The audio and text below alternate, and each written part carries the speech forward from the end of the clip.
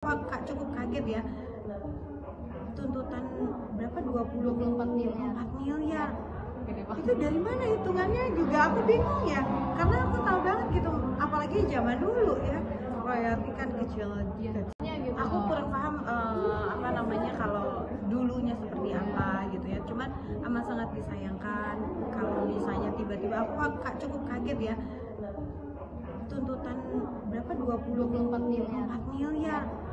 Itu dari mana hitungannya juga aku bingung ya, karena aku tahu banget gitu, apalagi zaman dulu ya, royalti kan kecil udah gitu kita juga dibayar pada tahun berapa itu ya dikeluarkan lagu itu. Aku yakin Vidi belum mendapatkan sampai 20 miliaran ya sampai saat ini gitu.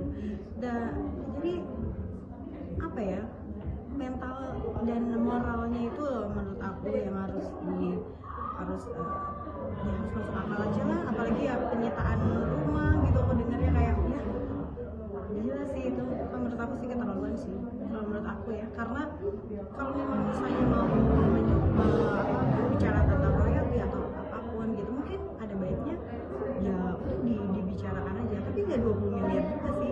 Silakan aja hitung kalau menurut aku seperti itu. Angka yang kurang masuk akal. Angka yang tidak masuk akal sama sekali. Jangan dipikir kalau semua penyanyi itu memiliki selalu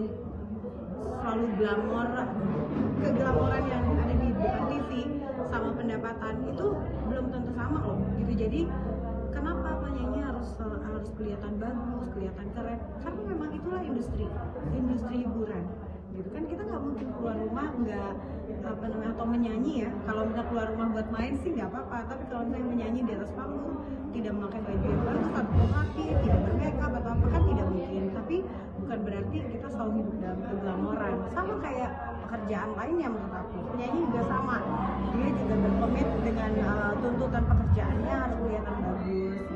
Kalau enggak netizen komen lagi, sudah salah gitu kan. Tapi kalau sampai penyitaan rumah, dia sampai di berapa puluh miliar itu, aku penasaran sih dengan hitungannya berapa puluh miliar itu bagaimana gitu. Aku penasaran sekali. Jadi dan apalagi dia sekarang juga kondisinya juga sedang tidak sehat ya. Jadi buat aku kayak yang nggak punya moral tuh siapa jadinya?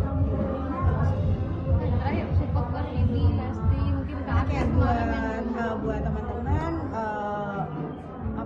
mudah-mudahan kuat juga, karena aku yakin tidak ada unsur kesengajaan dalam hal ini, apalagi dalam industri musik ini yang terlibatkan banyak.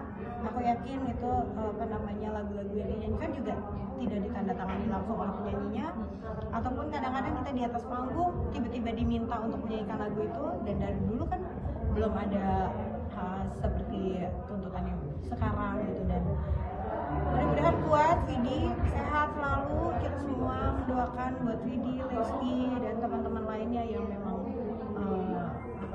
memiliki masalah seperti ini gitu. Dan buat teman-teman pencipta lagu, mari kita sama-sama kita omongin, duduk gitu. Kita cuman apa sih yang kita mau selain materi, tapi pasti juga karya gitu. Dan aku yakin semuanya sebetulnya sama ingin kesejahteraan yang baik, dan juga ingin karyanya bisa dikenal sampai kapanpun juga.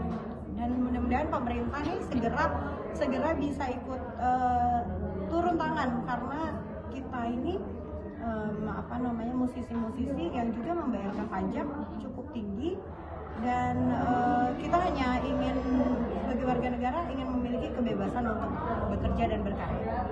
Kalau Lesti ngikutin juga Nggak tahu secara detail sih, aku cuma baca-baca juga. Oke. Dengarkan berita bersuara. Klik fitur text to speech di inews.id.